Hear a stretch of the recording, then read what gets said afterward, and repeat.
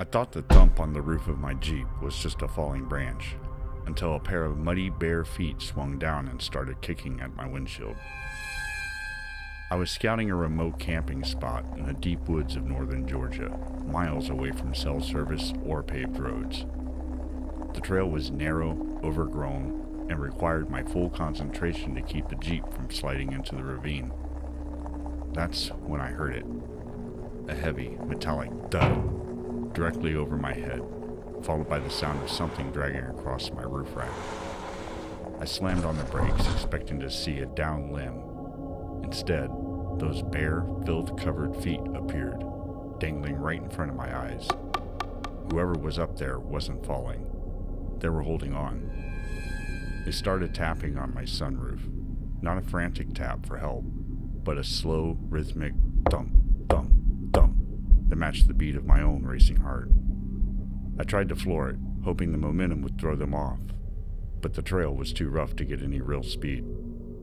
I looked up through the glass of the sunroof, and a face was pressed against the pane. It was a man I recognized, the same guy I had seen at a lone gas station 3 towns back, just standing by the air pumps. He wasn't screaming. He was smiling, a wide, toothless grin. He reached into his pocket and pulled out a socket wrench and started methodically unbolting the security hinges from my sunroof.